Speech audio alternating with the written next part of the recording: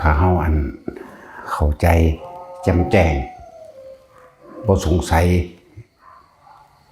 ว่าเฮาสิพ้นออกจากการเวียนว่ายตายเกิดแบบใดนี่ทุกอย่างร่วมอยู่แล้วที่อยู่ในจิตจิตก็คือผู้รับรู้ผู้สังสมเพราะว่าสิเป็นสังสมรูปเวทนาสัญญาสังขารวิญญาณต่างๆนี่ก็เรียกว่าจิตกับผู้รู้กับจิตก็อยู่อันเดียวกันแต่ว่าเหตุจังใดเฮาสิควบคุมมันบ่ให้มันไปคิดปรุงแต่งให้มันเป็นไปต่างๆนานาสารพัดก็เกิดอารมณ์ความรู้สึกได้ที่โบราณเพิ่นเขียนใส่ปากคนตายเอาไว้จิเจรุนิจิก็หมายถึงจิตเป็นผู้สังสมทุกสิ่งทุกอย่างร่วมอยู่ในจิตนั่นแหละแต่ถ้าเฮาควบคุมเจตนาคือการคิดได้บ่ไปคิดถึงปรุงแต่งรูปร่างลักษณะท่าทางมันก็ดับของมันเองหรอกเคล็ดลับมันก็มีอยู่คือสอนให้ทุกคนอยู่เดียวนี้แล้วเฮ็ดจังใดเฮาสิทรงฌานเจริญฌานโดยการจับจุดอุณาโลมใดหรือทำความรู้สึกให้มันเกิดน่วงๆอยู่กลางหน้าผากกลางคิ้วหัวหน้าอกอย่างก็ว่าไปแต่ว่าเริ่มต้นก็คือเฮาเหลือบตาดูปลายจมูกเพ่งลงเบิ่งดังเวลาเฮาหายใจเข้านี่เฮาหายใจเพื่อวิธีทำให้เกิดกันแนะอยู่ซุมื้อนั่นแหละให้มันอยู่ดังหักเข้านี่มั้ยอยู่ในโพรงจมูกลมหายใจสูดเข้าไปดังหักพูดออกโทพูดออกโทจนว่าจับความรู้สึกทั้งลมหายใจก็ได้ว่าอยู่ในแค่โพรงจมูกหรือสุดที่ดังหักข้างในแล้วก็เกิดอาการความรู้สึกใดเฮาควบคุมมันอยู่แค่นี้นึงเด้ควบคุมหรือสตินึกอยู่แค่นี้แหละเดี๋ยวมันจะสร้างสมสร้างกำลังของมันเองสร้างกำลังสร้างความไวในการรู้ทันความคิดนั่นแหละของมันเองอะไรจังว่านี่คือเคล็ดลับมันโหลดแล้วถ้าผู้ใดเข้าใจจิตได้แล้วก็นั่นแหละได้ละหลักธรรมแล้วก็เฮ็ดไปเรื่อยๆสำหรับผู้ภิกษุนักบวชก็เฮ็ดเอาเต็มที่นั่นแหละเพราะว่าเฮาท่านแล้วท่านความอยากได้อยากดีอยากมีอยากเป็นมาแล้วเรื่องว่าท่านใหญ่ท่านการฆ่าสัตว์ก็แม่นท่านการฆ่าการลักการปล้นการจี้การบังคับข่มขืนข่มเหงท่านการฉีดตัวท่านการกินเหล้าแล้วคือตัดออกแล้วสละออกแล้วเรื่องศีลห้าโดยทางกายและวาจาเฮาก็บ่มีการเบียดเบียนทำลายให้ผู้ใดผู้หนึ่งเสียชีวิตและทรัพย์สินแล้วเอิ้นว่าท่านแต่ว่าทุกอย่างมันก็เริ่มจากท่านภายนอกมานั่นแหละท่านภายนอกก็คือการได้ช่วยเหลือบุคคลผู้อื่นหรือให้กับเขากับน้ำให้อาหารก็ชื่อว่าให้ความอิ่มความสุขความสบายให้ความมีสุขภาพแข็งแรงก็ว่าไปนะให้อาหารชื่อว่าให้กำลังนี่คือเฮากระท่านไปแล้วจังคอยสะสมมาให้ยารักษาโรคก็คือว่าให้ความเป็นปกติสุขให้เครื่องนึ่งห่มคือว่าให้ความประดับประดาจนถึงให้ที่อยู่อาศัยขึ้นชื่อว่าให้ทุกอย่างก็ว่าไปแต่ธาตุอันสูงสุดก็คือก็สิว่าสูงสุดก็ว่าบ่ได้หรอกเพราะทุกสิ่งทุกอย่างเพิ่นให้ลงตรงที่ว่ามัชฌิมาคือธรรมธาตุนั่นแหละเพราะทุกสิ่งทุกอย่างก็ต้องอาศัยซึ่งกันและกันเพื่อให้เกิดขึ้นได้ท่านจากของภายนอกอาหารยารักษาโรคเครื่องนุ่งห่มที่อยู่อาศัยท่านในกะของในกายกำลังในการช่วยเหลือในการคือมาเฮ็ดเฮือนเฮ็ดซ่านซอยกันนั่นแหละหรือตักน้ำให้กันกินมื้อนี้แหละหรือมีงานอีหยังเกี่ยวกับวัดกับว่าหรือสาธารณะอันอื่นอีกมื้อนี้ก็เอิ้นว่าท่านของภายในหรือท่านเลือดนี่ถึงท่านในร่างกายเพราะเขาบ่ได้ถึงขั้นเอาชีวิตให้ไผใดหรอกเอาเฉพาะความเหมาะสมกับตนเองแต่ว่าท่านทั้งเบิดนี่ล้วนแล้วแต่เข้าสู่ภายในเด้ภายในคือความยึดมั่นถือมั่นภายในคือว่านี่อาหารกูข้าวกูน้ำกูเงินกู กูเอาอันนั้นให้ผู้นั้นกูเอานี่ให้มึงมันยังอ้างหรือว่ามันยังยึด หรือแม้กระทั่งว่าท่านในการแลกของแต่ใดสิ่งใดสิ่งหนึ่งเอาของหน่อยไปแลกของหลายบางผลในท่านพวกนี้มีจิตถูกพันในผลอันนี้บ่เอิญท่านอันนี้บ่ได้เอิญว่าท่านบ่ได้เอิญว่าเสียสละอีหยังดอกเพียงแต่เอาของหน่อยไปแลกของหลายเขาใส่ซ่องตัวหนึ่งเขาอยากได้เท่าไหร่180 ล้านก็พอเป็นอีกอยากถูกหวยด้วยเบอร์อยากถูกลอตเตอรี่อีหยังก็ว่าไปนะจึงบอกว่าท่านการเป็นเครื่องอาศัยเกื้อกูลซึ่งกันและกันเพื่อให้เกิดศีลท่านไงทุกสิ่งอย่างมันเคยเป็นของเฮาแต่ว่าเฮาเอาออกเมตตาก็สิบวกก็ได้หันอยู่แล้วเฮาสละออกปะเนี่ยเขาก็อยากอยู่อยากกินเหมือนกันกับเฮาเขาก็อยากได้อยากมีเหมือนกันกับเฮาเขาก็ปรารถนาความสุขเหมือนกันกับเฮามันเลยเกิดกลายเป็นศีลของมันเองในโต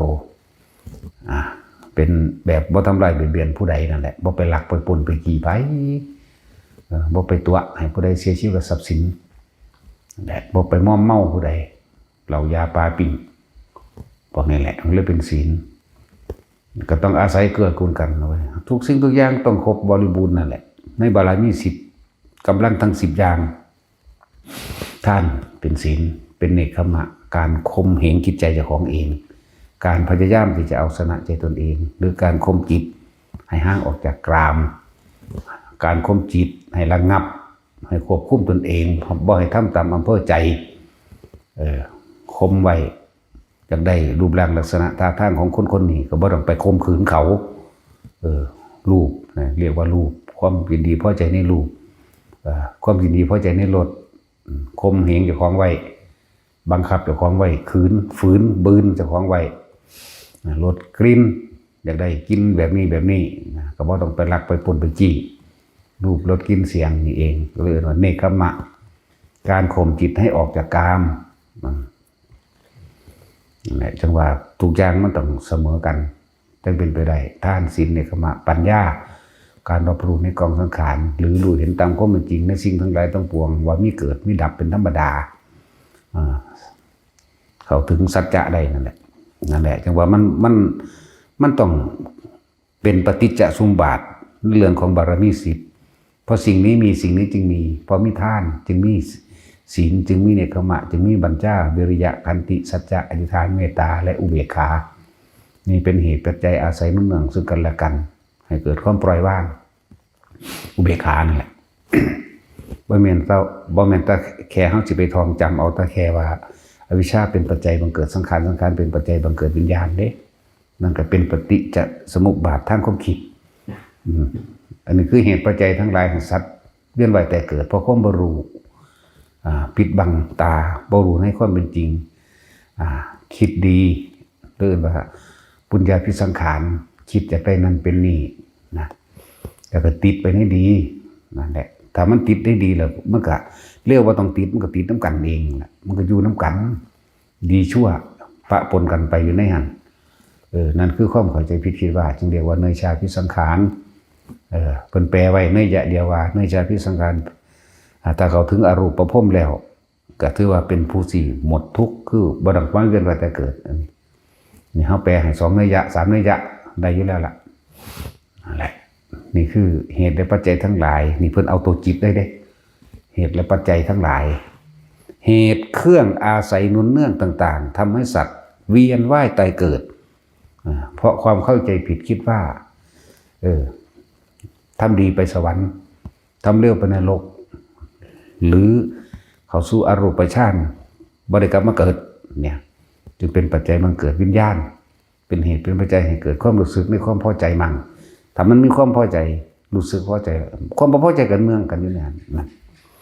นะวิญญาณเป็นปัจจัยเกิดนามรูปนั่นเป็นนามเวทนาสัญญาสังขารแล้วนามก็เลยจึงไปก่อเกิดเป็นรูปร่างลักษณะท่าทางตามกรรมคือการกระทำแห่งตนคือเลิกนามรูปเมื่อเกิดนามรูปตัวนี้ออกจากท้องแม่มาแล้วจึงเกิดอายตนะคือตาหูจมูกลิ้นกายใจอายตนะเป็นปัจจัยมันเกิดผัสสะทั้งตา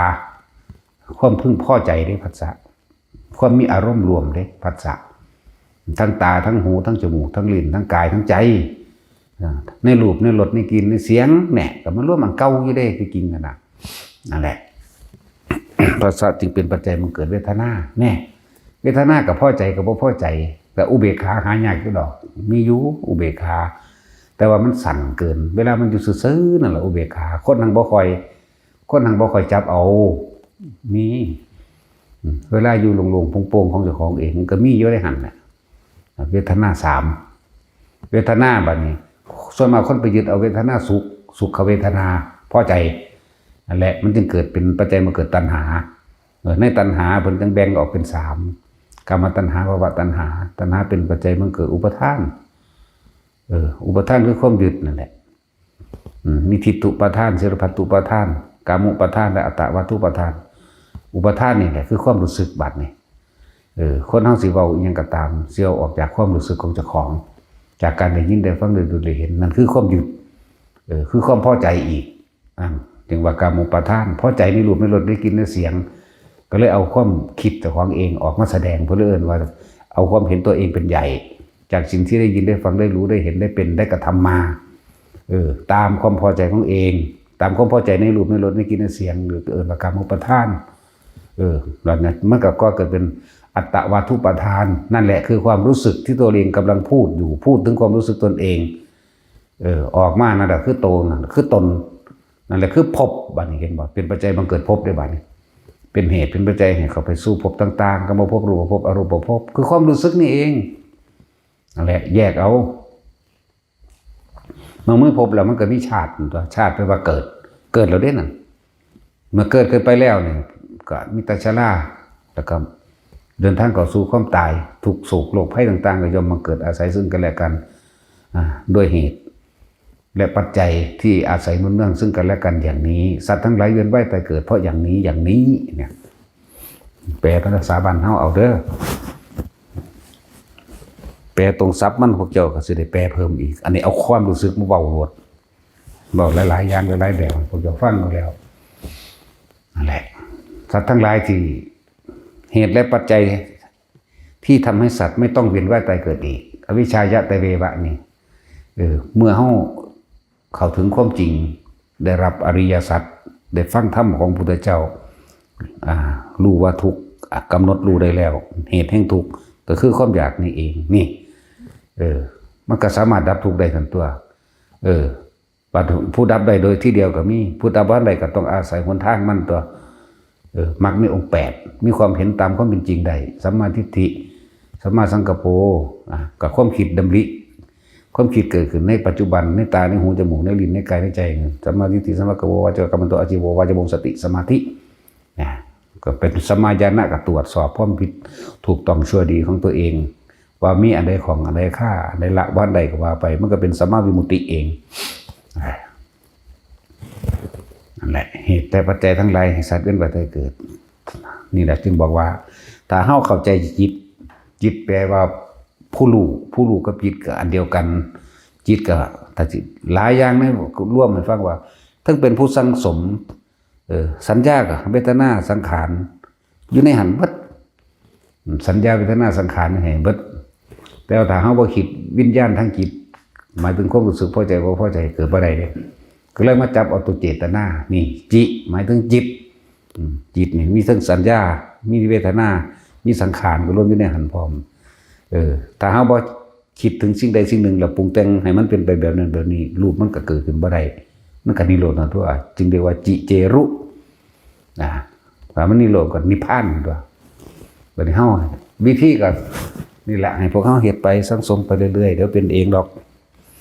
จริงๆมันก็เป็นอยู่ในหันบ่แห้งแล้วเด้เพียงแต่ว่าเฮาออกจากปัจจุบันตอนที่เฮาอยู่ในลมหายใจนี่ลมหายใจสุดเข้าสุดออกอยู่ระหว่างหังดังข้างเข้านี่แล้วก็เกิดความนิ่มนวลเกิดขึ้นระหว่างกลางคิ้วเฮาได้นี่อยู่ตรงดังหักนี่ข้างในโพรงจมูกเฮานี่แค่นี้มันก็ดับแล้วเด้แต่ว่าพวกเฮาไปคิดถึงว่าพระอรหันต์ต้องเป็นแบบนั้นนี่ไปหาอดีตเข้าใจบ่นี่บ่แม่นไปอนาคตเด้ไปหาอดีตอนาคตจังเกิด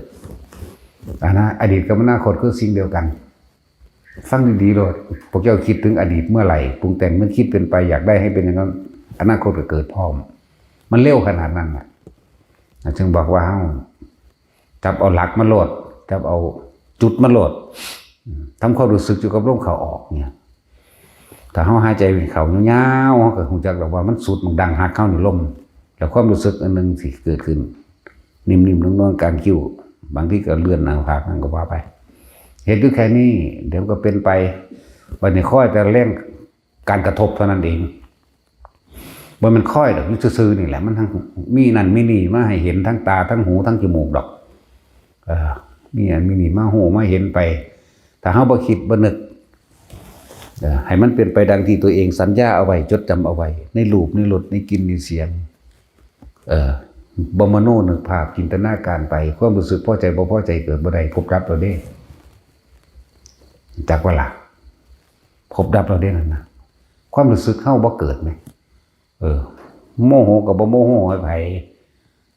เฮาก็นั่งสบายๆคือเฮาฝึกตนเองจนว่าจิตมันตั้งมั่นแล้วอยู่ในฐานที่ตั้งแห่งจิตดีแล้วนี่ฐานมันก็ล่มนี่แหละล่มที่ดังหักเฮานี่แหละในโพรงจมูกเฮานี่แหละในหน้าผากเฮานี่แหละอยู่ทางในเด้บ่แม่นทางนอกนั่นแหละล่มนะแล้วผู้นั้นเว้าความนั้นความนี้เว้าแบบใดเฮาก็บ่คิดนึกปรุงแต่งอารมณ์ความรู้สึกมันก็เกิดบ่ได้แต่ว่ามันรู้ได้ว่าเขาด่ามันรู้อยู่ว่าเขานินทามันรู้อยู่ว่าเขาด่ามันรู้อยู่หลายๆอย่างนั่นแหละนะมันก็รู้ของมันในหันแต่ว่ามันบ่ปรุงแต่งต่อนี่มันดับแล้วเด้บัดนี้เขามายกย่องสรรเสริญความนั้นความนี้ทั้งที่จริงหรือบ่จริงก็ช่างมันที่เขาสรรเสริญมันก็บ่นึกปรุงแต่งต่อแต่ว่ามันก็รู้อยู่มันก็ดับแล้วได้ซ้ำนั้นนึงเด้ล่ะมันก็บ่ไปเกิดจินตนาการเป็นภาพเป็นนั่นเป็นนี่ได้เป็นรูปเป็นรสเป็นกลิ่นเป็นเสียงเป็นอารมณ์ความรู้สึกได้แต่พอมีความคิดนั่นนี่นะจังว่าจับเอาจุดนี้โลดฝึกไปเรื่อยๆพวกกันหมู่ภิกษุสงฆ์เฮามีเวลาเต็มที่อยู่แล้วล่ะเฮาบ่ได้ไปกังวลในการทำมาหากินเฮาบ่ได้ไปกังวลเรื่องใดแล้วตอนนี้พวกที่มีภาระแล้วตัดบ่ทันใดหรือมีเครื่องของเกี่ยวผูกพันยังกันอยู่กับหนี้กับสินกับลูกกับอย่างก็ฝึกตนเองเหมือนเดิมแต่เฮาบ่ฝึกเฮาบ่สั่งสมไว้เฮาสิสั่งสมยามใดเฮาบ่สั่งสมกำลังจิตตั้งมั่นไว้เฮาบ่สั่งสมสมาธิเฮาบ่สั่งสมกำลังตัวนี้ไว้ที่มันพร้อมมันบ่พร้อมเป็นเด้เรื่องของความอยากตัณหาและอุปาทานคนพร้อมบ่เป็นเด้ความอยากได้อยากดีอยากมีอยากเป็นพ่อบ่เป็นเด้ตัณหานี่หาต้นก็บ่ได้หาปลายก็บ่มีหมายถึงว่าจักกูสิพ่อหม่องใดจักกูสิสุดหม่องใดนี่บ่มีเด้ก็เลยว่าสั่งสมไว้แม่นพวกเจ้าสิมีอาชีพหาปูหาปลาหาอยู่ให้กินขาเป็ดขาไก่ขางัวขาควายอยู่ก็แล้วแต่ต้องมีเวลาให้ตัวเองมั่งต้องมีเวลากับเรื่องนี้มั่งจักมันสิบ่นอนบ่คนนี่เบิดมื้อนี่เจ้านอนกลางเว้นเจ้าก็เฮ็ดกลางเว้นนั่นแหละฝึกเอาเมื่อฝึกไปแล้วเจ้าก็พยายามหลับอยู่ในฌานนั่นแหละหลับโดยการทรงฌานหลับในหนึ่งในสองมันก็หลับทันตัวมันตัดแต่บ่มีความคิดแล้วมันก็ตัดหลับทันตัวมันประจับจุดจดจ่อล่ะ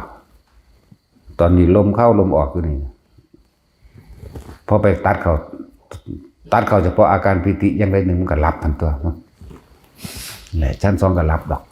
สำหรับคนทำงานเด้อนี่แต่สำหรับพวกเฮานั้น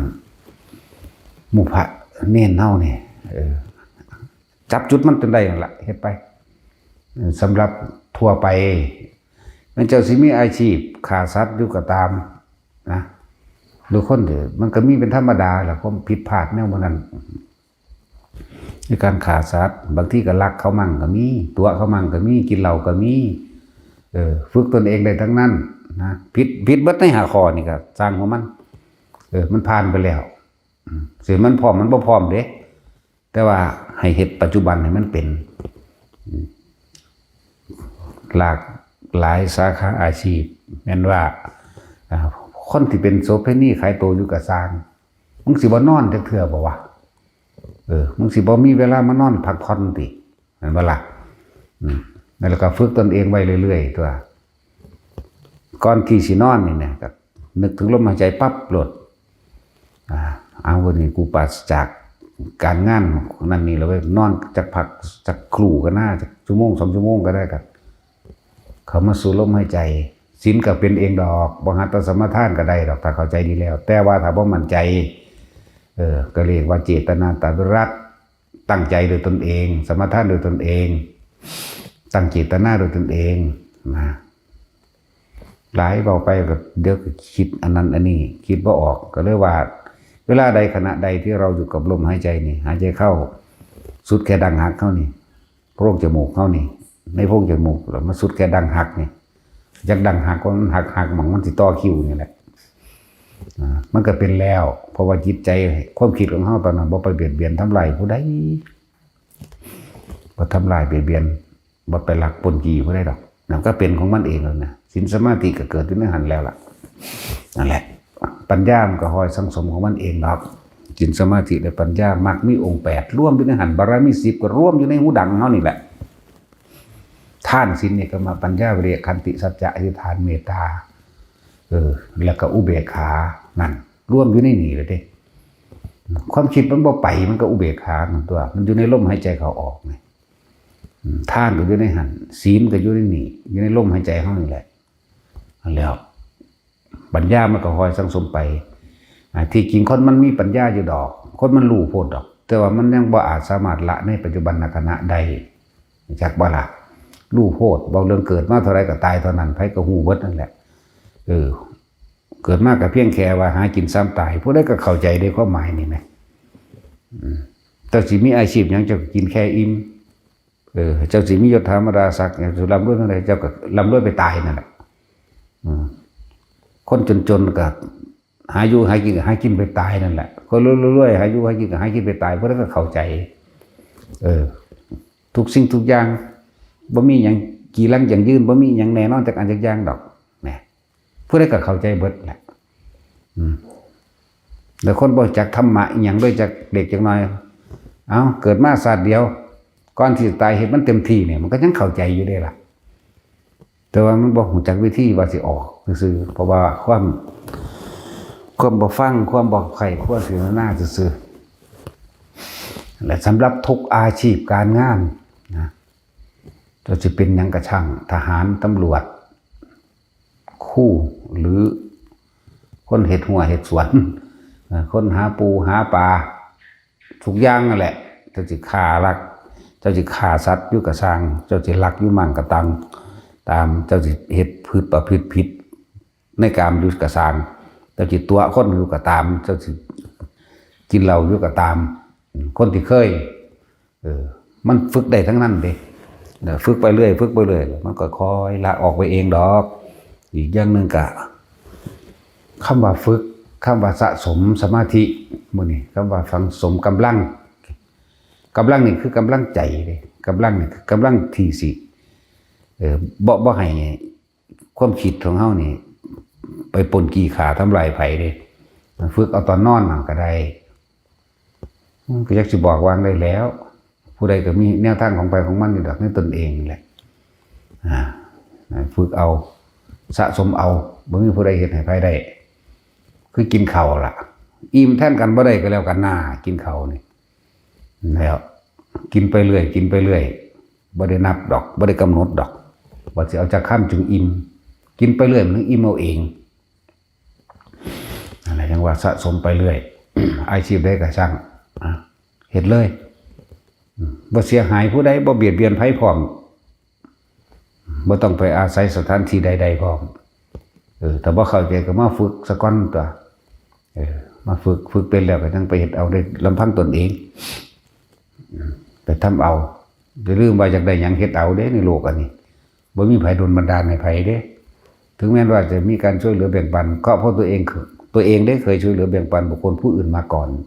ตัวเองจึงได้รับการช่วยเหลือและแบ่งปันนี่อันนี้เป็นของที่สลับซับซ้อนเข้าไปอีกโดยผู้เร่ภพชาติที่เคยเกิดมาแล้วในการก่อนเฮาเห็นคนที่ทุกข์ยากลำบากน่าสงสารทุกข์บ่มีหม่องสิอยู่สิเศร้าอาศัยอยู่ตามไต่สะพานลอยอาศัยอยู่ในที่ต่างๆเล่ร่อนไปเรื่อยนั่นนะเลี้ยวเห็นปุ๊บ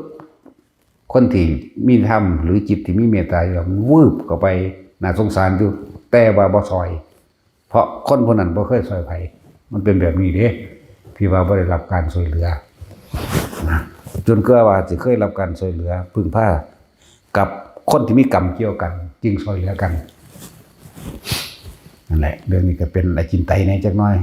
บ่เป็นแต่คิดคนขึ้นมาดอกแต่ว่าก็ต้องเว้าหลายอย่างคนที่เกิดมาที่ว่าสัตว์โลกเป็นไปตามกรรมมันก็เป็นแบบนี้แหละทุกสัตว์ในโลกนี้มนุษย์ทั้งเบิดในโลกนี้ที่บ่เคยเกิดเป็นญาติกันบ่มีเด้แต่ว่าด้วยอกุศลกรรมอาจจะทิ่มแท่งซึ่งกันและกันอาจจะผิดเถียงกันเกิดความบาดหมางกันเป็นศัตรูกันเฮ็ดให้ห่างกันก็มีเฮ็ดให้กลับมาทำลายกันอีกก็มีแล้วแต่อันใดสิหนักสิเบามันหลายโพดเว้าโดยละเอียดมันก็เว้าบ่ได้ที่เพิ่งเอาถ้าเฮามองโลกกว้างๆนี่เด้อมองกว้างๆข่าวสารต่างๆต่างประเทศเขาสู้กัน เขาเป็นนั่นคือโหดเหี้ยมครับนั่นแหละเขาก็เคยฆ่ากันแบบโหดเหี้ยมนั่นแหละตัวอย่างหนึ่งคือพวกเฮานี่พวกเฮาบ่คิดได้ว่าเฮาสิเป็นบาปเป็นกรรมแนวใดเรื่องอย่างเช่นว่ามดแดงมาเจาะปิ่งปลาเจาะปิ่งกบเจาะกองเขาเมื่อมันมีไฟอยู่ในเตานี่นั่นบ่ล่ะบางคนเห็นไฟอยู่ในเตานี่ก็ไปเคาะมดแดงปกๆๆลงในไฟบ่ได้คิดหยังได้นั่นคิดว่าบ่เป็นบาปเป็นกรรมอีหยังบ่แม่นเด้นั่นแหละคิดลงมันก็ไหม้จวดนั่นแหละเฮาบ่คิดนึกสงสารเขาเลยในตอนนั้นเนาะนั่นแล้วเวลาเขาฆ่ากันจังซั่นแหละเขาก็บ่คิดนึกสงสารกันเลยมีแต่สิฆ่าอย่างเดียวนั่นแหละแบบนั้นบางคนก็ตั้งหม้อนึงแล้วไม่น้ำร้อนๆก็ไปเทลวกควายมดแดงเทลงไปในหูมันก็มีนี่เปรียบเทียบให้ฟังแล้วมันเป็นแบบนั้นอันนี้คือเฮาเห็นสงครามต่างประเทศบ่ได้มีอีหยังล่ะบ่มีความเมตตากันเด้บ่มีมนุษยธรรมบ่เห็นใจซึ่งกันและกันเด้สัตว์มุนไปเบิดเลยบ่ได้เกี่ยวกับทหารหรือประชาชนยิงมุนไปเบิดบ่ว่าบ้านเรือนบ่ว่าที่ทำกินบ่ว่ากิจการงานหรือชีวิตคนเด็กเล็กน้อยผู้ใหญ่ผู้เฒ่าผู้แก่บ่มีสัตว์ไปเลยเหมือนกันกับเฮาไปเคาะมดแดงใส่ไฟนั่นแหละขาการเว้นมามันร้อนๆแดดๆมันเจาะของเขาเจาะปิ่งกบเจาะปิ่งปลาเจาะปิ่งไก่มดแดงก็ไปเคาะใส่สังกะสีร้อนๆมั่งให้มันสักตายก็ไปเคาะใส่พื้นปูนเอาตีนลูบเอามั่งนี่นั่นแหละเขาก็เลยต้องฆ่ากันแบบโหดเหี้ยมแบบนั้นหลายอย่างมองโลกกว้างๆจากไผสิซอยไผแล้วผู้ใดก็ลำบากเพราะไผเหมือนกันเนาะซอยกันบ่ได้อีกได้บัดนี้นั่นแล้ว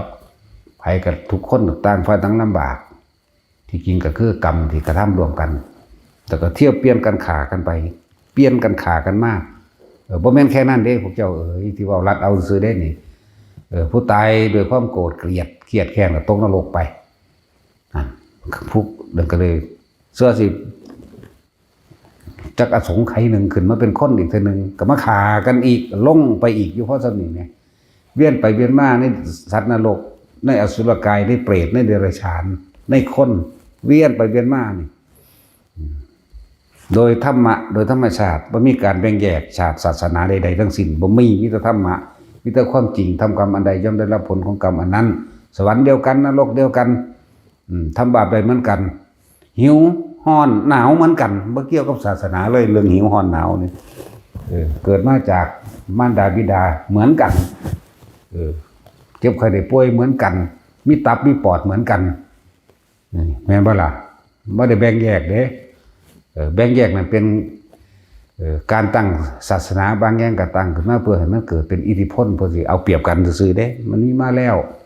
มีมาก่อนศาสนาพุทธสิเกิดคริสต์สิเกิดอิสลามสิเกิดพุ่นในความเชื่อเรื่องเทพเจ้าในความเชื่อเรื่องเอาลัทธิพราหมณ์หรือนั่นต่างๆมาเพื่อสิหาวิธีเอาเปรียบข่มเหงหลอกลวงเป็นวิชาหากินของตนนั่นแหละมันเป็นแบบนั้น ส่วนเขาไปฝันว่าเห็นนั่งสั้นนั่งสี่นั่นมันเป็นสัญญาที่เขานึกปรุงแต่งดอกคือจังนางฟ้าของศาสนาคริสต์ก็มีปีกจังสิไหม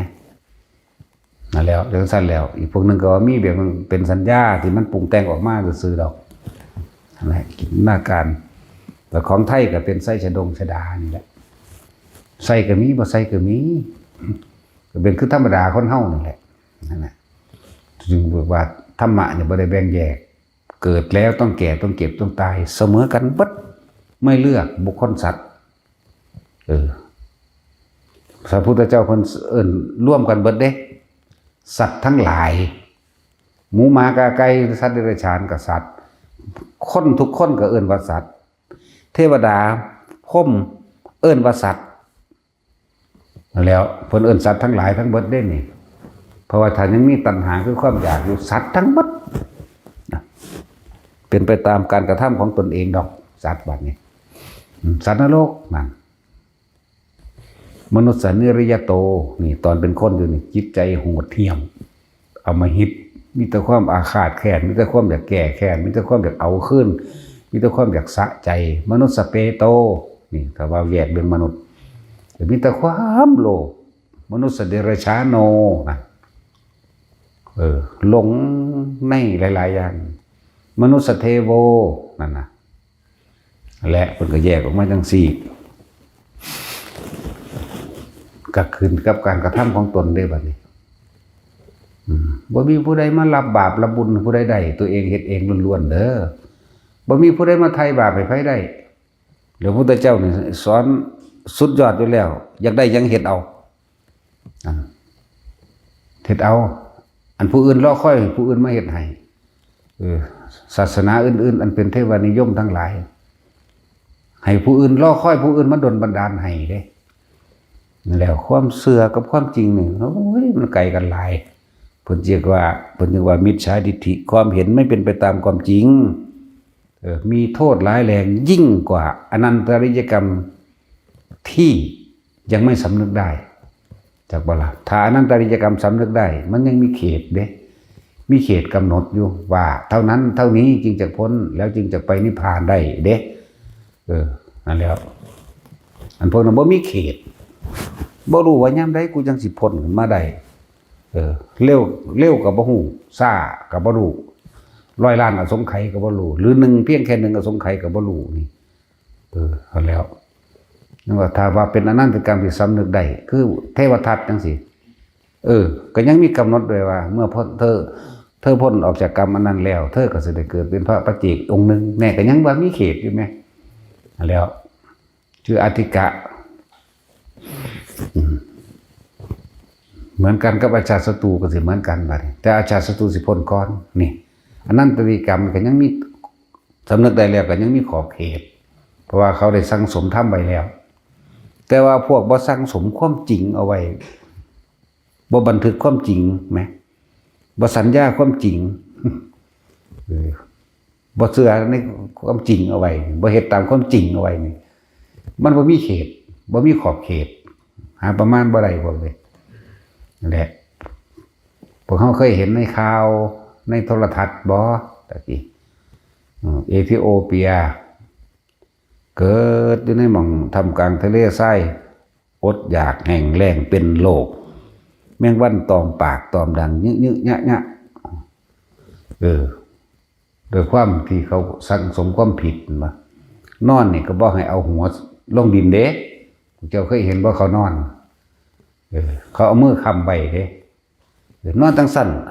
ลูกน้อยมากกับมานอนเทิงแม่นั่นแหละแล้วก็เริ่มหัดนอนตั้งสั้นจนชินที่นอนหงายกับว่าไรที่นอนความก็ต้องนอนแข้งนั่นแหละความเห็นผิดของคนทั้งที่เขตป่าและอุดมสมบูรณ์แต่ว่าบอกกาทำมาหากินแผ่นดินสิปีนทับเขานั่นคือความเสื่อของเขาเนี่ยอึดอดอยากตีบตันทั้งปัญญาอีกประเทศชาติอื่นๆที่เคยมีกรรมต่อกันมาลังแกข่มเหงเบียดเบียนกันมาฆ่ามาปล้นหรือมาใส่กลไกเล่ห์เหลี่ยมต่างๆเพื่อสิเอาเปรียบหรือคนเอาทรัพยากรโดยธรรมชาติขุดเอาเหมืองทองเหมืองแหล่ขุดเอาสินทรัพย์ต่างๆที่อยู่ในดินมั่ง ทั้งที่เขาก็มีที่อาศัยทำกินโดยลุ่มน้ำอเมซอนต่างๆแต่ว่าบ่กล้าทำกินยันบาปจังซั่นแล้วพระเจ้าสิลงโทษนี่มันเสื่อเห็นบ่ล่ะนั่นแหละแล้วก็หลายๆประเทศที่เขาสงครามกันเห็นว่าฆ่ากันยังเหี้ยมโหดอำมหิตได้พวกนี้บ่ย้านผู้อื่นเจ็บปวดเลยเฮามาคิดเบิ่งเด้อว่าบ่ย้านผู้อื่นเจ็บตอนที่เฮาฆ่ามดแดงนี่เทียบง่ายๆนี่พวกเฮาไปเคาะมันใส่ไฟจวดเฮาบ่ย้านเขาเจ็บปวดเด้นั่นแหละระวังเหมือนกันว่ามันบ่มีหลายแต่ว่าเฮาฆ่าเท่าใดล้านๆโตแล้วมันจื้อบ่ได้บาดนี้เนาะสะสมตัวสัตว์เดรัจฉานมันก็ชีวิตนึงว่ามันบารมีบ่ถึงเฮาแต่มันหลายล้านโตมันถึงคือกันเด้บัดนี้มันหลายล้านโตจากบ่ล่ะนั่นแหละถือว่าเฮาไปเหยียบน้ำว่าแผลสิเศร้าแล้วไปแกะออกเป็นฝีต่อเป็นหนองต่อเป็นแผลติดเชื้อต่ออันนั้นแหละมันร่วมโตกันนั่นแล้วนี่อจินไตยในจักน้อยบ่เป็นตะคิดมาเว้าดอกแนวมันเป็นของละเอียดลึกซึ้งอยู่นั่นแหละจนป่วยตายได้เนี่ยมันสิก็มีนะนี่ว่าเขาสงครามกันเด้อเบิ่งเอาโลดแต่สมัยใดและสมัยใดแล้วถ้าเฮามองออกไปกว้างๆโดยขอบเขตประเทศไทยเฮานี่ก็สงครามมาตลอดเด้บ่แม่นบ่ตลอดเด้สงครามกับเวียดนามก็เท่าใดเป็นจำๆดอกแต่ว่าก็บ่หลายเฮาก็ถึงเฮาบ่เคยแพ้เฮาก็ได้รับผิดคือกันนั่นแหละก็ได้รับผิดภัยสงครามเพราะว่ามันมีกรรมต่อกันมาญี่ปุ่นเขาบุกคนที่เคยมีกรรมต่อกันก็ได้ทำลายได้ยิงได้ฆ่ากันไปถ้าสิไล่มาตะพ่อได้เข้าใจได้ครับพุ่นล่ะแต่สมัยพระเจ้าตากพระนเรศวรลบมาเรื่อยพระเจ้าตากลบมาเรื่อยพวกเขมรก็มาร้อยตีทั้งหลังเรื่อยนี่พวกมีกรรมต่อกันก็ซัดกันไปซัดกันมาเฉพาะสนิ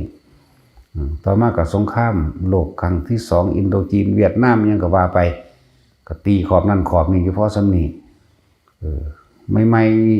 บ่ได้ถือว่าโดนแล้วเขมรแดงสู่กับเขมรดำอย่างนี้ประเทศไทยก็ได้รับผิดมากนำนี่พศ22นั่นเด้แน่แต่พวกเขาบ่ได้รับข้อมูลข่าวสารมันซื่อๆได้พวกเขาเลยบ่รู้จักว่าภัยอันตรายต่างๆสารพัดมันมีอยู่ทุกหย่อมย่าเป็นไปตามกรรมที่ตัวเองกระทำรวมกันกับเขากุศลกรรมก็รวมกันกับกุศลกรรมถึงเวลาเฮ็ดบุญเฮ็ดหยังก็มาทำกันเด้อกุศลกรรมอกุศลกรรมถึงเวลาแล้วก็ออกไปเจ็บไปปวดน้ำกันไปฆ่าไปแกล้งแย่งชิงกันนั่นแหละแต่ว่าสิ่งที่เปลี่ยนแปลงได้นั่นคือการฟังธรรมได้ยินได้ฟังธรรมแล้วปฏิบัติธรรมได้เปลี่ยนแปลงได้เด้พวกนี้แต่ตอนนี้เฮาก็ยังลบกับเขมรนั่นว่าซั่นแต่เฮาคือบ่ได้ไปกันเฮาก็ส่งเสริมสนับสนุนทางด้านอาหารตัวอาหารเครื่องนุ่งห่มยาสาโรคและเครื่องใช้ไม้สอยเครื่องอำนวยความสะดวกสบายต่างๆนี่คือเฮาทำกำลังทำกุศลกรรมเฮาบ่เข้าไปร่วมในอกุศลกรรมเฮาเฉพาะจะแบบนี้นะนั่นแหละ จิตใจของเฮาเองจิตใจตอนนี้บ่เคยรังเกียจชนชาติใดบ่มีชนชาติถือว่าสัตว์เสมอกันบ่รังเกียจจักชนชาติบ่รังเกียจจักคนเลยสงสารเบิดทุกคนเพราะเฮาสงสารตัวเองเมตตาตนเองเฮาเข้าใจแล้วเฮาเข้าถึงพร้อมเมตตากรุณาตัวเองเป็นแล้วมุทิตาตนเองก็เป็นแล้วอุเบกขาตนเองก็เป็นสัตว์อื่นก็ย่อมบ่แบ่งแยกเป็นประเทศใดก็ช่างบ่ได้รังเกียจเขมรพี่ต่อบ่ได้รังเกียจลาวบ่ได้รังเกียจพม่าบ่ได้รังเกียจอินโดจีนอินโดนีเซียยังบ่ได้รังเกียจอเมริกโกยบ่รังเกียจรักตนเองเสมอผู้อื่นรักผู้อื่นเสมอด้วยตนนี่นั่นแหละถ้าเฮาบ่มีธรรมของพระพุทธเจ้านั่นสิเปลี่ยนแปลงตัวเองบ่ได้เลยมีแต่ความอาฆาตบาดหมางซึ่งกันและกันและทำกรรมซึ่งกันและกันจริงๆสัตว์เดรัจฉานที่เขาเกิดมาเขาก็คนคือเฮานี่แหละตะกี้ก็ดีเขาบ่ได้จะเกิดมาเป็นสัตว์แล้วเขาก็บ่ได้เกิดมาเป็นอาหารแต่ว่าเขาเกิดไปตามกรรมของเขาพวกเฮากำลังเป็นอยู่นี่พวกเฮาสิ ตอนนี้พวกเขาต้องรับกรรมหยังตอนนี้เป็นกรรมดีเป็นกุศลกรรมจงรักษากุศลกรรมให้ดีรักษาไว้ไปเรื่อยมันก็ค่อยสูงขึ้นจนพ้นออกไปเลยหมดละส่วนผู้บรักษามีตั้งแต่อยากได้อยากดีอยากมีอยากเป็นอิจฉาริษยาคมเหงรังแกดูถูกปล้นกี้อกหักผิดหวังกินเหล้าได้มาถูกใจดังใจทั้งกิเลสตัณหากินเหล้า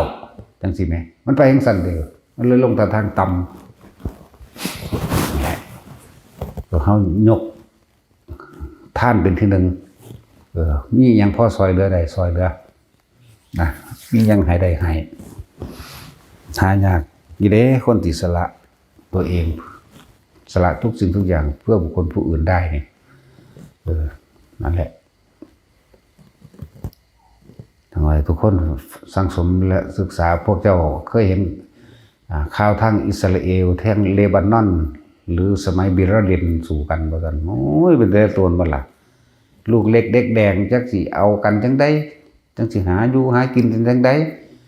กินน้ำเปื้อนปนด้วยสารเคมีต่างๆมื้อนี้ก็เพราะตัวเองเคยไปเอาสารเคมีต่างๆไปเบียกันนั่นแหละไปใส่ยาพิษต่างๆตามแหล่งน้ำต่างๆน้ำดาดเวลาทำมาหากินนั่นแหละแต่สิเว้าเรื่องเปรียบเทียบเนี่ยก็คือเรื่องวิทุตภะขาล่างเผ่าพันธุ์พระพุทธเจ้านั่นแหละกับเผ่าพันธุ์เจ้าของเองนั่นแหละอันนั้นก็ดีแต่ว่าโดยความเรียกว่าอกุศลกรรมถึงเวลามันให้ผลซึ่งกันและกันเด่นสมัยหนึ่งวิทุตภะตลอดทั้งทหารที่รวมกันอยู่นั่นนะย้อนขึ้นหลังไปว่ารู้ละว่าสิอสงไขยใดคนในตระกูลของพระพุทธเจ้าเฮานั่นนะแต่เมืองศักเมืองกบิลพัสเนี่ยคนในเมืองกบิลพัสไม้การครั้งหนึ่งนานมาแล้วนั่นแหละคนพวกนี้เป็นคนแต่ว่าหมู่วิทุตภะตลอดทั้งพวกบริวารทั้งหลายที่ฆ่ากันเนี่ยไปเกิดเป็นปลาอยู่ในบึงในหนองน้ำแห่งหนึ่งชาวเมืองกรุงกบิลพัสพวกนี้โดยผู้นำของมหานามะหลายอย่างนั่นแหละก็เลยเอายาพิษไปโปรยลงน้ำเพื่อจะเอาปลามาทำอาหารนั่นแล้วมาถึงการเวลามันเหมาะสมกรรมนี่มันให้ผลศาสตร์นี้ศาสตร์หน้าและศาสตร์ต่อไปประมาณบ่ได้เด้แล้วแต่มันเด้แล้วแต่ความหนักความเบาเขาว่าแล้วแต่มันแล้วแต่ความหนักความเบาเป็นช็อตๆไปเป็นช่วงๆไปในสุดท้ายแล้วพวกที่บ่มีกรรมต่อกันคือพระพุทธเจ้าเฮาแน่คือก็มีอยู่เด้ที่จริงมีอยู่ห้ามอยู่ห้ามเหมือนเดิมก็พระองค์ห้ามตอนนี้แหละมีอยู่กับต่อกันแต่ว่าเป็นกุศลกรรมบันห้ามบ่ให้เฮ็ดในสมัยนั้นบันห้ามอยู่พ่อแม่อย่างเพิ่นสุดท้ายแล้วก็ด้วยความถูกว่าดูถูก ว่าเป็นลูกทาสว่าสิเลยมีการอาฆาตแกมาตัดเอาเลือดมาล้างตีนทั้งสันทั้งสี่ก็ว่าไปขนาดพระพุทธเจ้านี่แม้นสมัยตะกี้หรืออสงไขยใดไม่รู้พระพุทธเจ้าเฮาก็เป็นคนก็ห้ามประชาชนเจ้าเมืองเป็นนักปราชญ์บัณฑิตก็ห้ามคนกรุงกบิลพัสไว้ว่าจะเฮ็ดจังซั่นมันสิดับแนวมันสิตายจังซั่นจังซี่แต่ว่าพวกนี้ก็บ่ฟังเขาก็โปรยยาพิษไปเพื่อจะเอาปลามากินคือเก่านั่นแหละปลาก็ตายเน่าไปเบิดนั่นแหละแต่มาถึงสมัยนี้ก็เหมือนกันบัดนี้วิทุตภะไปรู้ความจริงอันนึงว่าเขาดูถูกว่าเจ้าของเป็นลูกทาสโกรธเกลียดหลายอย่างขนาดพุทธเจ้าก็บอกแล้วสั่งสอนแล้วยกทัพไปครั้งที่หนึ่งพุทธเจ้าก็ไปลัดทางไว้อยู่ในเขตรอยต่อระหว่างเขตแดนประเทศกบิลพัสกับโกศลยกทัพกลับไปพุทธเจ้าสอนแล้วก็กลับไปครั้งที่สองก็เป็นอีกพุทธเจ้าก็ไปลัดอยู่ห่มไม้บางๆนั่นแหละ ทั้งโฮมไม้หนาอยู่นี่โฮมไม้บางนี่เดี๋ยวเห็นต้นไม้ใกล้ๆกันสัก20-30 เมตรนี่แม่นบ่เนี่ยการไปครั้งที่3ก็เขาไปอกุศลกรรมมันแห้งขึ้นเนี่ยบ่มันให้ผลเต็มที่ของมันพระเจ้าก็เลยระลึกว่าเฮาบ่อาจสามารถสิห้ามได้อีกแล้วเลยปล่อยเลยบ่ไปนั่นแหละวิทุตภาจึงยกกองทัพไป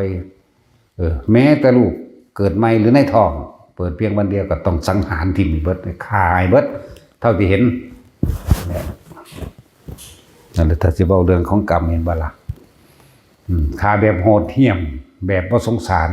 ทั้งที่รู้อยู่ว่าวันนี้เป็นตระกูลพระพุทธเจ้านี่มึงกับบิลพัทเนี่ยเป็นตระกูลพุทธเจ้าเป็นญาติของพุทธเจ้าฆ่าทิ่มจนเบิดที่เห็นที่เรียนรอดไปก็มีดอกนั่นแหละนี่แหละเรื่องของกรรมมันเป็นแบบนี้เห็นว่ามันบ่ได้เป็นยังวิทุตภะคือบ่มีความเมตตาสงสารกับเด็กน้อยเกิดเพียงวันเดียวคนท้องมื้อนี้คือบ่สงสารก็นั่นแหละคือพวกเฮาบ่คิดสงสารเรื่องมดแดงแต่พวกเฮาไปเคาะใส่เตาไฟเลยเอาน้ำร้อนหม้อหนึ่งไปลวกมันตายกองๆกันนะ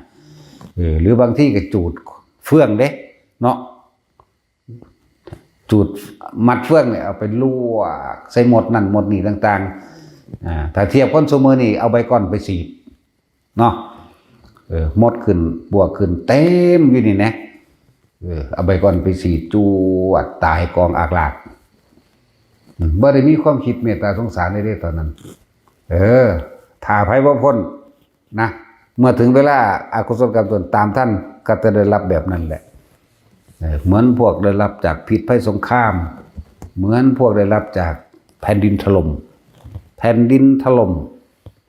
น้ำท่วมตายไปกับน้ำแผ่นดินถล่มตายไปกับถือแผ่นดินทับตึกรามบ้านช่องทับเหมือนกับพวกโดนลมพายุพัดให้ตายเหมือนกับพวกโดนฟ้าผ่านี่มันเป็นทั้งสั่งแหละพวกใดเคยเอาไปก่อนสีดหมดบ้าสีดยุ่งบ้าสีดปวกบ้านั่นแหละตอนทั้งสีดอยู่นะคิดอยู่ว่าเลี้ยต้นเขาอยู่บ่เนาะมีแต่ว่าทำลายของกูเขาไม่น้อยนั่นแหละแต่เฮากับเอาชีวิตยังไงเลยนั่นก็คือเรื่องกรรมที่มีต่อกันนั่นแหละเป็นเรื่องกรรมที่มีต่อกันเด้อสีดยุ่งจังสิแต่ว่ายุ่งกันก็บ่เป็นที่จำนวนหลายคือพวกมดแดงคือพวกมดดำหรือปลวกดอกเนาะหลายแบบนี่คือยกตัวอย่างมาให้ฟังซื่อเด้หลายคนในนี่เคยเฮ็ดได้เห็นว่าล่ะเคยเฮ็ดพวกเฒ่าๆนั่นน่ะหัวรออยู่นี่แม่นโพดเจ้าดันตั้งหม้อหนึ่งลงแล้วเอาน้ำไปลวกหอยมดแดงแม่นบ่1,000,000%เราฟังดีๆเขาสิลวกเจ้าคืนเด้อแต่เจ้าบ่พ้นเด้อตั้งซั่นแล้วบัดนี้มันเจาะปิ้งกบเพิ่นที่เอาไปเคาะใส่ไฟใส่ในทานไฟนั่นแหละเคาะใส่อันใดที่บางที่ก็จุดกระดาษเด้เพิ่นเอาไปจูดมดแดงเนาะเพิ่นคิดพอเด้มีผู้สะกิดขึ้นคิดพอปึ๊ดอยู่ดีโอ้ยตายละกูขนาดกูเป็นสาวอยู่กูก็ยังจำได้แล้วมันรอดเด้อศาสตร์นี่เด้อผู้ใดบ่รอดรับล้วนๆเด้นี่แหละเลยทั้งว่ายกตัวอย่างให้ฟังว่าน้ำท่วมเขาตายที่ละเท่าใดเป็นร้อยเป็นหมื่นก็มีนะบ่แม่นแค่แต่ในไทยเด้เฮาสังเกตว่าสิ่งเหล่านี้มันมาจากไสมันมาจากอกุศลกรรมเก่าของเขาเองเมื่อถึงเวลาให้ผลแล้วก็ได้รับนะเพราะว่าหยังเขาบ่ได้ทำบุญหนีบาปเขาบ่ได้สร้างบุญกุศลเพื่อสิเอาตัวเองออกหนีอกุศลพวกนั้นตามบ่ทันมันก็หนีได้จริงๆด้วยล่ะจักบ่ล่ะนี่แล้วคือพวกเขากำลังมาสั่งสมเพื่อสิหนีบาปเก่าของเจ้าของเองนี่แหละมันบ่ทันเนาะแต่เฮาสร้างไปเรื่อยอยู่สั่งสมไปเรื่อยไปทางดีบ่แม่นสั่งสมทางเลวพวกสั่งสมทางเลวแม่นเจ้าสิรวยปานใดก็สร้าง เมื่อถึงเวลาอกุศลมันให้ผลซึ่งกันและกันนะเศรษฐีหมื่นล้านก็ยังหักดิบลงบาทเดียวเลยล่วงปัวลงบาทเดียวเบิดถือเขายึดบ่แม่นถือเขายึดกะโดนภัยธรรมชาติแผ่นดินถล่มเนี่ยแผ่นดินถล่มลงมาจีบเลี้ยงสัตว์หรือทำโรงงานอันใดอันหนึ่งเนี่ยเฮ็ดในชิบหายเบิดเลยวันนี้โอ้ตายแล้วกูบ่ต้องเป็นหนี้เป็นสินไว้นี่ทันทีนั้นหนี้มันสิเป็นหนี้ดีหนี้สิได้อยู่บัดนี้มันเสือกกลายเป็นหนี้เสียโดยบ่มีทุนอีกแล้วนี่ก็มีเด้ถูกไฟไหม้ทรัพย์สมบัติวอดวายถูกแผ่นดินถล่มถูกน้ำท่วมโปโจรปล้นพระราชายึดมื้อนี้มีเบิดเด้แล้วบ่แน่จักอย่างเด้อแต่พวกเจ้าบ่ทำบุญหนีเอาถ้ามันมีบุญกุศลอยู่มันก็ค่อยเฮ็ดให้เกิดปัญญาหรือชันฉลาดและลึกลับแต่ว่าก็มันลึกลับเพราะว่าเป็นเรื่องของกรรมไฟแทนที่สิใหม่มาในบ้านเจ้าของเองสำหรับคนที่มีบุญมันบ่ใหม่มันก็ล่ามโดดไปหม่องอื่นอ้อมๆมันแต่มีเด้นั่นแหละเพราะว่าเจ้าของเป็นผู้ทำบุญกุศลสร้างเอาไว้อยู่พวก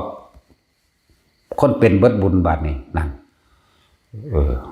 น้ำมาพัดเอาชิบหายเบิดกิจการกำลังรุ่งเรื่องคิดว่าเอานี่ลงทุนเพิ่มจาก10 ล้านก็น่านี่ไปยืมมากเพราะว่ามันมองเห็นกำไรคิดเอาไว้แล้วน้ำท่วมชิบหายเบิดบาทนี่แล้วกันสิเอาเงินใส่มาฟื้นฟูหนี้ก็ยืมไว้บ่แห้งนั่นหรือคือเรื่องของกรรม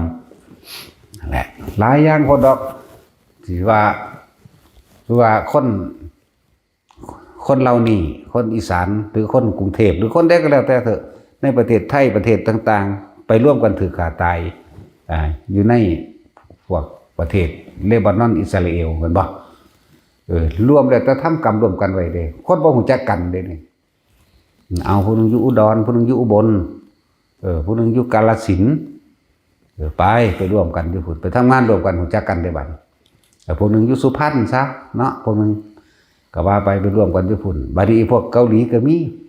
ประเทศนั้นประเทศนี้ไปร่วมกันไปรู้จักกันไปถือขาร่วมกันนี่นั่น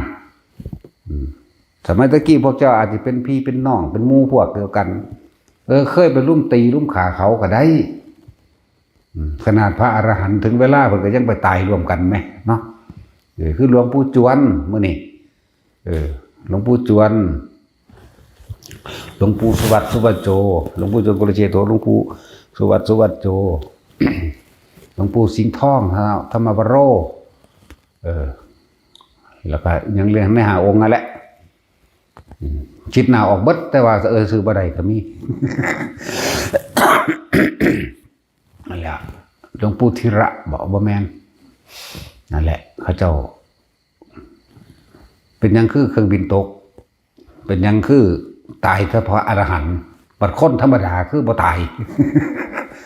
แม่นว่าล่ะแปลกว่าล่ะยังสั้นแต่ที่ว่าเรื่องอดีตเขาเจ้าว่าเอาเองนะหรือมีผู้องค์ใดองค์หนึ่งเขาเจ้ารู้เขาเจ้าว่ามาพวกนี้เคยเป็นเป็นน้องกันเคยเป็นหมู่พวกเดียวกันไปแย่หั่งนกอันในนั่งแพทย์หญิงอันนั้นเป็นน้องอีกพระองค์หนึ่ง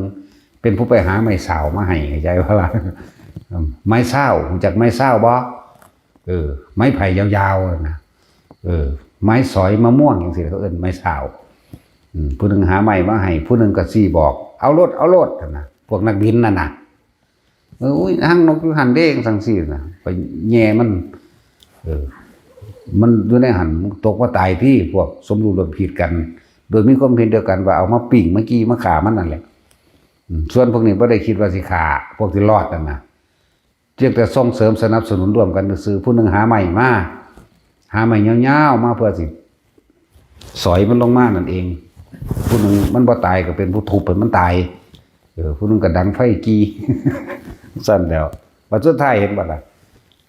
หลวงปู่สวัสดิ์ก็คืออยู่ทางสุรินทร์ศรีสะเกษพุ่นคือไปหากันได้แม่นบ่ล่ะหลวงปู่จวนก็คืออยู่พุ่นบ่ผู้ทอกพุ่นหลวงปู่คืออยู่สกลนี่นั่นแหละปันคือไปขึ้นเครื่องบินร่วมกันอยู่อุดรนั่นอันผู้บ่มีกรรมร่วมกันเลี้ยวเห็นเขาเห็นอยู่กำลังสิเรียนแต่ว่าบ่ทันเขา หลวงปู่บัวก็ยังดึงไว้อีพ่อใหญ่บัวดึงไว้อย่าไปหาเขาอย่าไปขี่รถไปนั่งเอาถึงก่อนเขาตัวหุ่นเด้เรื่องภายในเด้นี่ขี่รถไปนี่คนบ่เคยขี่เครื่องบินแบบนี้ เครียดในหลวงตาเครียดในหลวงตาเกิดว่ากูจะได้ขึ้นเครื่องบินทีเดียวก็บ่กูขึ้นถึงนั่งอำต่ำไปในรถนั่นแหละพูนไปยินข่าวว่าเครื่องบินตกอยู่ปทุมธานีพระอรหันต์ตายเบิด จังมาคิดได้เห็นว่าล่ะทั้งสั้นแล้วผู้ว่ามีกรรมรวมกันแล้วผู้นี้ก็ร่วมอยู่หั่งร่วมแบบว่าเดี๋ยวเห็นเขาแต่ว่าไปบ่ทันเขาบ่ได้ไปร่วมขาน้ำเขานะความหมายเป็นอันผู้ดวงตาดึงไว้นี่สิไปยุ่งเนี่ยกับเขาไปก็ไปตะเขาตัวนั้นบ่เข้าใจผู้นี้บ่เข้าใจองค์นี้หลวงปู่องค์นี้นั่นแหละเป็นทั้งชั้นนี่คือเรื่องกรรมรวมกันหลวงปู่สิงห์ทองหลวงปู่สุวัตหลวงปู่จวนจังสิแล้วก็หลวงปู่ยังอีกละลืมแล้วนี่ปู่ยังคำตันบ่ โอ้ยมีผู้ใดหูจักอีหยังนำดอกเนาะ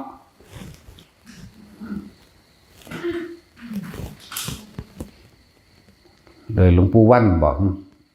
ปู่วันอุตโมเนาะว่าทำแสงดาวเนาะนั่นแหละมื้อนี้แหละพระเจ้าก็ตั้งสี่แหละอีกองค์หนึ่งที่ดวงตาดึงไว้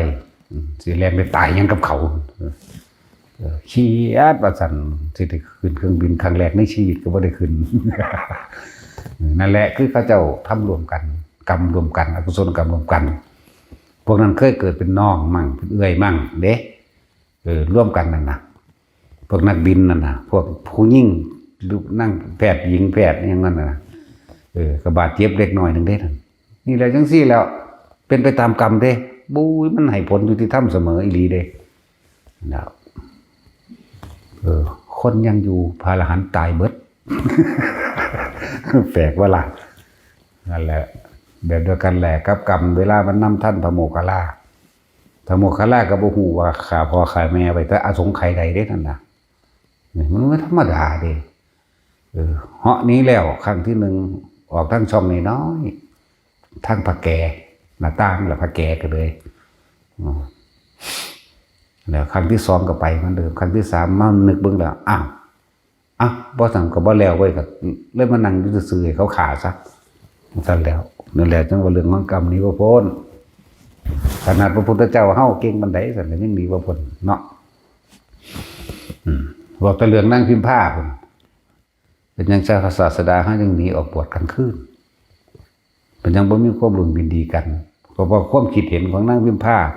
ตอนเพิ่นเป็นหมอยานั่นแหละไปคุ้มให้ผู้อ่านตอนเป็นหมอยาเด้รักษาคนมาบ่เอาเงินสิรักษามาเฮ็ดหยังยาเสียเวลาไปหาบ่ได้อยู่ได้กินบังคับกันรักษาคนตาบอดเขาตาดีแล้วก็เลยตัวเขาตี้มาใส่ยาอีกเทื่อนึงเด้อจังสิหายขาดต่อซ่านเพิ่นไปปรุงยาพิษตี้บัดนี้เขาเจ็บท้องตายหญิงผู้นั้นก็เลยกลายเป็นใหม่จังซั่นตัวบัดนี้เพิ่นก็เลยได้ออกบวชโดยบ่ได้บอกโดยสร้างได้ล่าตัวหญิงคนนั้นก็มีลูกเดียวกันนั่นแหละมันผัวตายแล้วเนี่ยก็ได้รับกรรมทั้งสี่กรรมของนั่งพิมพ์ผ้าอันนี้พันนี้เว้าเรื่องกรรมของพระพุทธเจ้าห้องวันกรรมอันบ่สมควรที่เราตถาคตได้กระทำมาแล้วเนี่ยของบางอย่างบ่มีในบันทึกอยากว่าล่ะมันมีดอกไม่ถ้าเพิ่นอยากสอนมันก็สอน บางเห็นแบบศาสตร์ที่เป็นยังงั้นเทวทัตจังกิ่งก้อนหินลงมาถ้าเป็นยังสะเก็ดหินจึงกระเด็นลงไปถูกหลังเท้ามั่งแหละเป็นยังจังถูกผ่าหลังเท้าโดยไม่ได้ใช้ยาชาบ้างมันมีเหรอเด้ยาชายามึนตะกี้มันมีเหรอเด้ฟินพระเจ้าสกัดฟินเป็นน้ำออกมาเป็นได้แล้วเป็นยาชาใสๆได้แล้วเห็นบ่ล่ะซุมื้อนี่ก็ยังงั้นคนป่วยหนักๆเจ็บปวดก็ยังเอาขี้ฟินมากินอยู่ได้ล่ะเห็นบ่ล่ะในโรงพยาบาลก็ยังใส่อยู่ไหมเนาะแล้วสมัยหนึ่งเพิ่นก็เกิดเป็นกุมารกำลังดื้อกำลังมึนเลยใช้ลูกขว้าง ฟาดก้อนหินใส่หลังตีนพระประเจกบวมบูดขึ้นกับหม่องเลยนั่นก็ดีใส่แล้วเพิ่นก็เลยต้องถือสะเก็ดหินที่เทวทัตกิ่งก้อนหินมาใส่กระเด็นไปถูกหลังเท้าบวมบูดขึ้นเป็นน้องเขียวขึ้นลืมๆกับหม่องเลยเด้พวกเจ้าเคยถือมักจกทุบมือหรือทุบตีนบ่ปุ๊กเข้าไปเดียวเขียวขึ้นกับหม่องเลยเด้บ่ธรรมดาได้เป็นหนองพร้อมกันเลยนี่ไงเคยมีบ่ล่ะเนาะเคยมีดอกพวกกันเท่าๆนี่ มันต้องมีพลาดมันจะคั่งแล้ววะเนาะ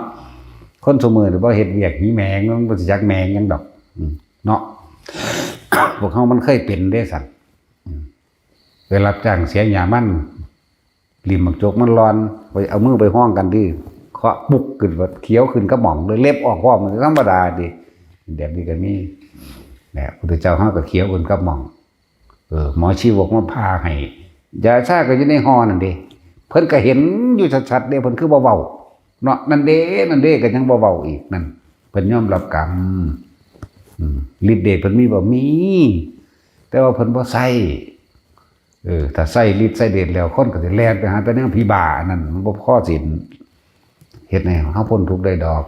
เฮ็ดให้คนไปพึ่งแต่ผู้อื่นบ่พึ่งตนเป็นนี่เพิ่นยอมรับกรรมเพิ่นสอนเฮาแบบบ่หนีเลยเรื่องของกรรมทั้งที่เฮ็ดได้ แล้วหมอจิวก็เอาทั้งใดก็เอามีดล่นไฟแน่กับปากตัวที่มันก็ปัวออกมาตัวที่ก็เจ็บแสบแล้วยิบแล้วบัดนี้ยิบแผลเด้ธรรมดาว่าเอาสดๆนั่นแหละนี่ก็เรื่องนึงเพราะว่ากรรมเพิ่นไปเฮ็ดเคยเอาก้อนหินใส่ผ้าขว้างไปดึกไปปะวะใส่หลังตีนขึ้นนั่นแหละกรรมมันนั่นไม่ให้ผลตอนนี้ฮู้จะบอกว่าเทพทัตสิกิ่งหินใส่ฮู้แต่ว่าเทพทัตว่าท่านใดกลับใจแต่เทพทัตโดยความกรุณาอันนี้เมตตากรุณาแน่ถ้ามื้อนี้เทพทัตบ่ได้กลิ้งหินใส่เพิ่นนี่เทพทัตสิหัวอกแตกตายโดยเป็นอนันตริกรรมอยู่แล้วแต่ว่าบ่ได้สำนึกจากว่าล่ะฮู้อยู่บ่คือให้ไปก็ว่าที่ไปนั่นน่ะก็เพราะว่าตัวของเองโตเพิ่นเองสมัยหนึ่งคือไว้ใส่พวกจะเป็นอ้ายกับน้องกันนั่นน่ะเอาก้อนหินทุ่ม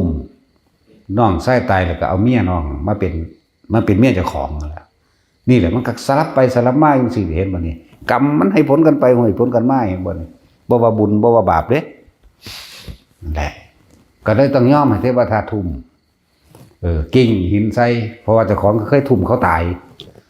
ชาตินี้กูต้องให้มันทุ่มคือกันถ้าเทวทัตได้ทุ่มด้วยความสะใจน้อยว่าเพิ่นได้ตีนอันเป็นฝีเป็นหนองขึ้นมาได้นี่กูก็พอใจกูแล้วก็เลยผ่อนความสิหัวอกแตกตายกันตัวนี้ไว้นั่นแล้วจังซี่แล้วนั่นแหละมันเพราะว่ากรรมสัตว์นั่นแล้วหลายอย่างเป็นอย่างเพิ่นก็อายุ80 ปีเพิ่นก็เคยขายยักษ์ต้นนั้น80 ปียักษ์ต้นกับเทวทัตนั่นแหละ80 ปีก็เลยมีอายุ80 ปีแบบนี้นี่เว้ารัดเอาเด้แต่สิเว้าเต็มๆนี่มันยาวโพดเว้ารัดเอาเป็นอย่างเพิ่นเคยเจ็บท้องไปกินอาหารเป็นพิษได้นะก็นั่นแหละก็เพราะว่าเพิ่นไปปรุงยาพิษให้เขากินนั่นบ่แม่นยาพิษไปปรุงยาพิษมันผิดก็เขาก็เลยต้องเก็บท้องแน่แต่ว่าบ่ได้กินน้ำทั้งที่บอกพระอานนท์ไปตักพระอานนท์ก็บ่ไปตักให้พวกขบวนเกวียนนั่นข้ามแม่น้ำไปตอนนั้นน้ำขุ่นนี่พระอานนท์ว่าน้ำขุ่นเกวียนเขาก็ข้ามไปนี่สิหาล่ำไปเมื่อกี้นี่ก็เลยบ่ไปตักให้อานนท์ไปแต่แม่อานนท์ไปแต่แม่จะบอกถึง3 ครั้งยังไปจังไปตักน้ำด้วยใสมาได้นั่นแต่เพราะว่าศาสตร์ก่อนเป็นคนเลี้ยงงัวเป็นนายโคบานเมื่อนั้นอยากเล่นอยากเที่ยวแห้งฟ้าไต่งัวเมื่อตะเว้นแต่4 โมงพุ่นตีงัวเมื่อมันหิวน้ำมันจะลงกินน้ำก็กินบ่ได้มันตีมันว่าสั่นก็ไปล่ะมันก็ทั้งเจ็บทั้งปวดทั้งเครียดตัวมันก็สาบแช่งเป็นด้วยกันเด้มันก็ซัดไป แล้วศาสตร์นี่ก็เลยมากระหายน้ำอย่างรุนแรงเนี่ยทั้งเก็บท้องพร้อมกินอาหารผิดมากนั่นแหละแต่ว่าสุกรมันทว่ากันมาเถียงกันเรื่องหมูเรื่องเห็ดอีกเนาะอาหารผิดซะ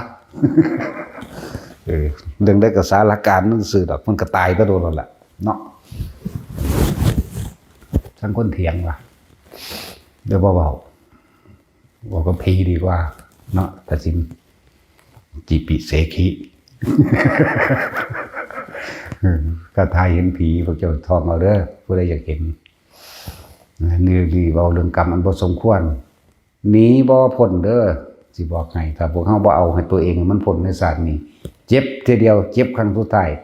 ปวดครั้งสุดท้ายตายก็ตายสุดท้ายมันได้โลดาแล้วสิใส่มันบ่เป็นเด้อพวกเจ้าเกิดมา100 ล้านสงไข่นี่ชื่อใดบ่บุ๊ว่ามันหาก็เกิดเด้นั่นแหละกรรมมันบ่สมควรขนาดพุทธเจ้าเฮาว่าขนาดใดเลิศประเสริฐสูงสุดแล้วเรื่องนี้บ่พ้นนั่นแหละหลายอย่างพ้นดอกมันว่าบ่เบิดดอกมันหลายโพด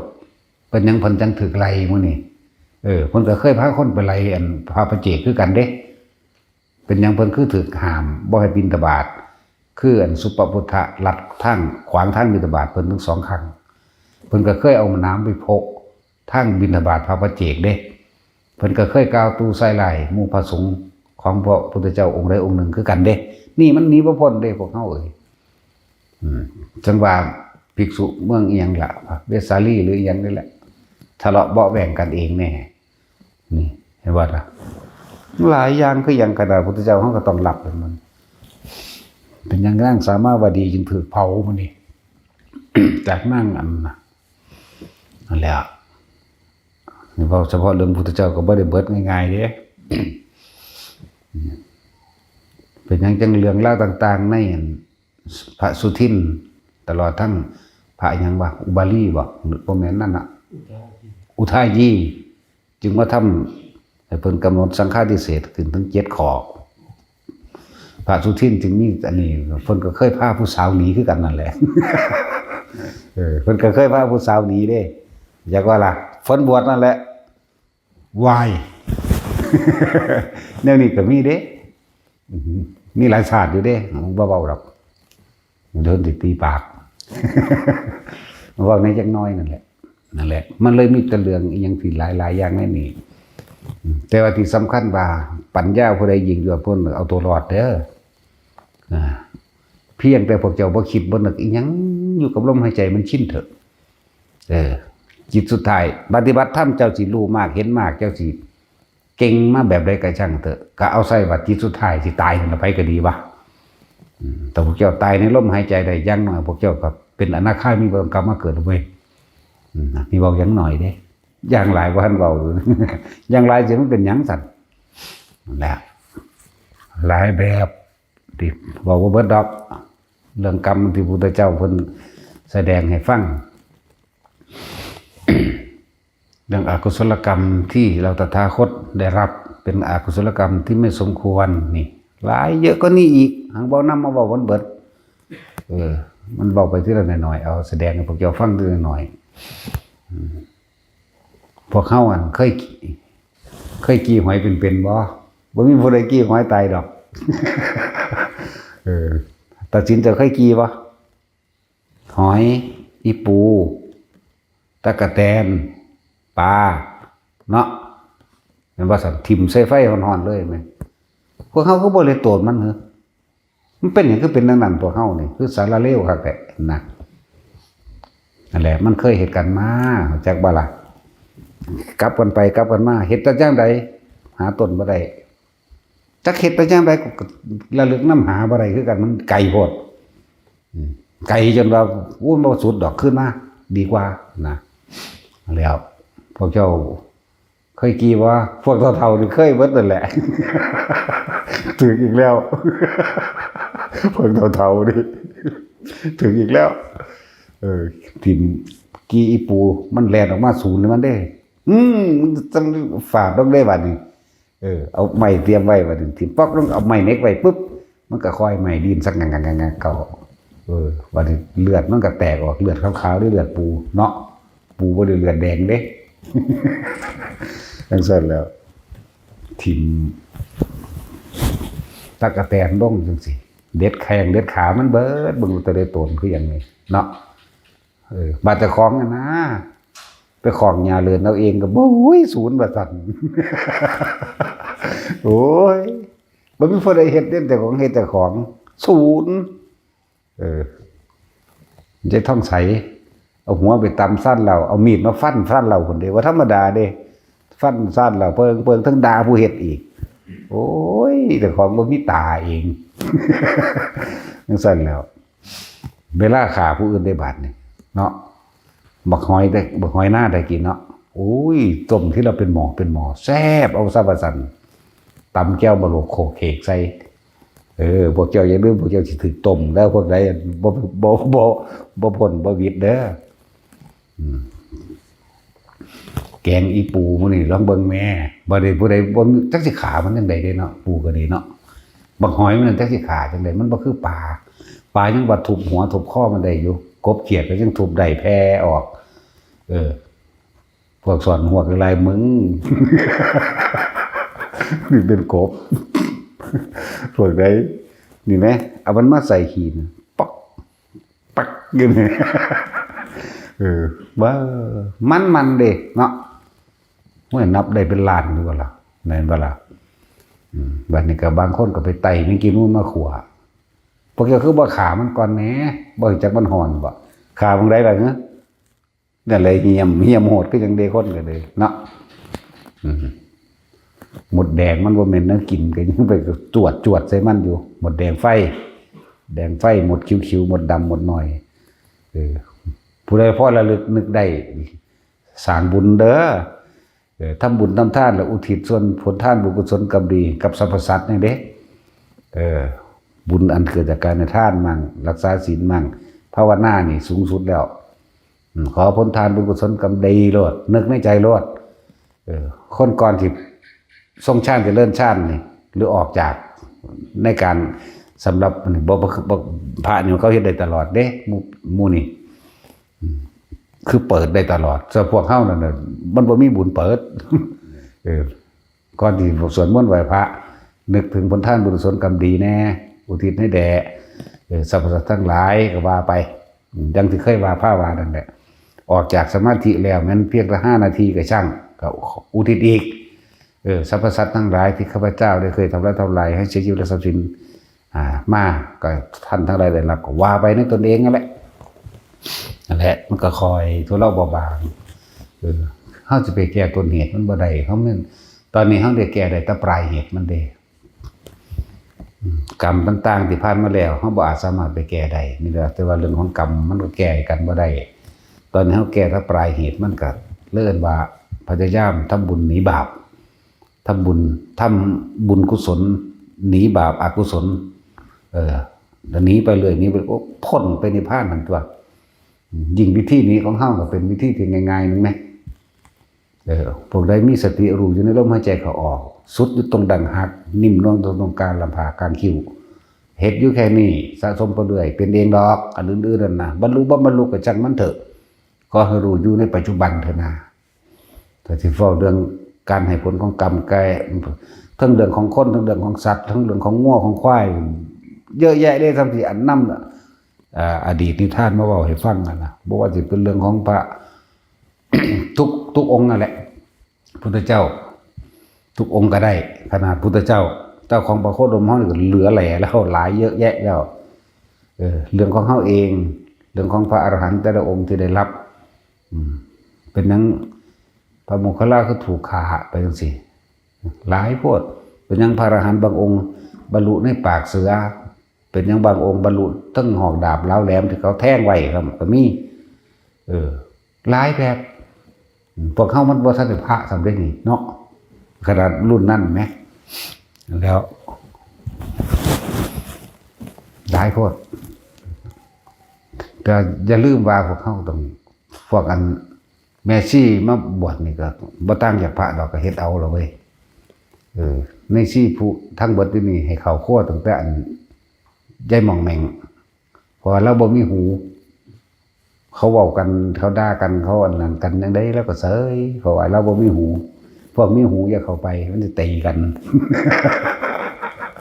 เห็นว่าล่ะพวกมีหูนี่อย่าเข้าไปให้แต่ยายหม่องแหม่งผู้เดียว เอาก็แม่นความจริงตัวเราบ่มีหูเด้นั่นเขาบอกกันนั่นได้กูก็ยิ้มอย่างเดียวทั้งเดือเขาก็ด่าโอ้ยอีหามึงเอ้ยก็นะเพราะว่าเราบ่มีหูอยากว่าล่ะหูเราหนวกเราบ่หูยินอยากว่านั่นแหละเอาจะประทาน